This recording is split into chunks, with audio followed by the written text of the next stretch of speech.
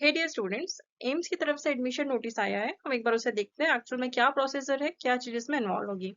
ठीक, ये जो एडमिशन नोटिस है ये आपके लिए आएगा बीएससी नर्सिंग पोस्ट बेसिक के लिए और ऑनर्स के लिए भी, that is UG and PG, that is known as post basic.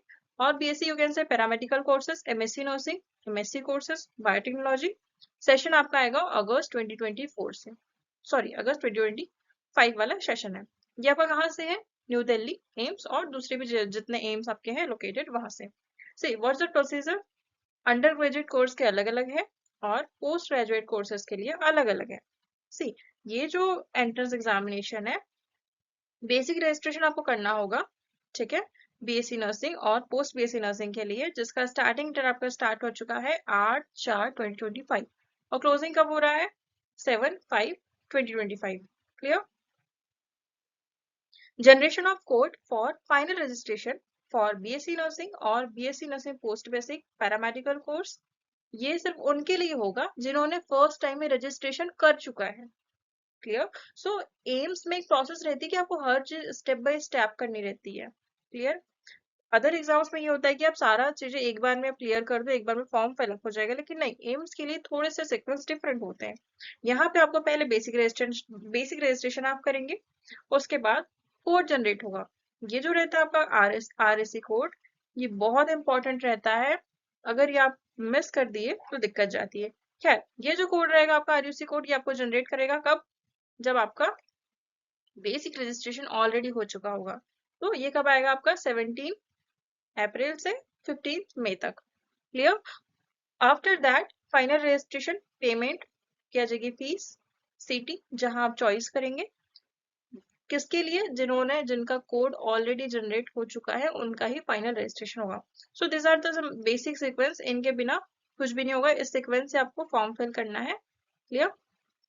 सो इसके स्टार्ट डेट आपकी आ जाएगी 17 अप्रैल और क्लोजिंग डेट 15, मीन्स अभी 8 से 15 दिन में ये सारी चीजें हो जाएगी। क्लियर?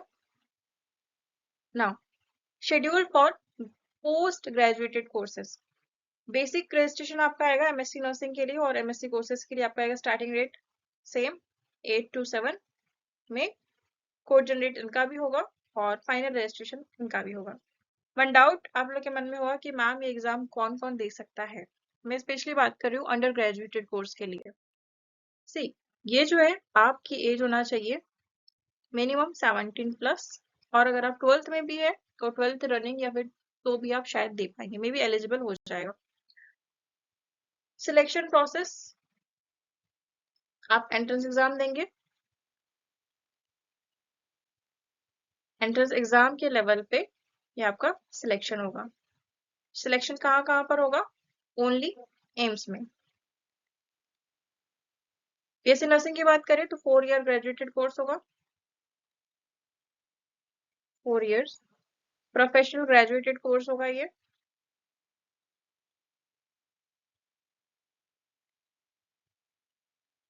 सेम पढ़ाई वैसे ही होगी जैसे स्टेट लेवल पे होती है, नॉर्मल एमपी एमएच जितने स्टेट में जैसे पढ़ाई होती है, सेम वैसी पढ़ाई आपकी एम्स में भी होगी, लेकिन क्वालिटी ऑफ एजुकेशन हाई रहेगा,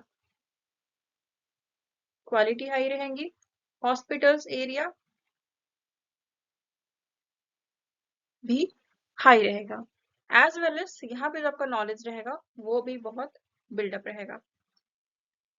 जॉब अगर दूसरी जगह पे लेते हैं तो एम्स के थ्रू भी आप जॉब की प्रोफाइलिटी आपकी हो जाती है, अदरवाइज अगर दूसरी जगह नहीं सिलेक्शन लेते हैं तो भी एम्स ऑटोमेटिकली आपको ले लेता है। पेमेंट इज क्वाइट हाई, 70,000, 80,000 और 90,000 ऐसी आपकी स्टार्टिंग सैलरी रहती है। सो बीएससी नर्सिंग आप कर सकते हैं। पेपर का लेवल होगा आपका moderate, not very tough, not very easy. The level of paper is quite medium.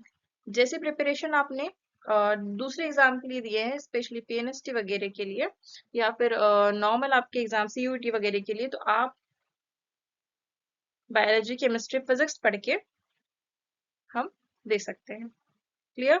दूसरी चीज, आपने साइंस किया होगा तो ही आप ये फॉर्म भर सकते हैं और बहुत अच्छा ऑप्शन है ये। अपना एम्स जो अपना प्रोसेस है बहुत जल्दी जल्दी स्टार्ट करता है। Clear? Wishing all the best, good luck.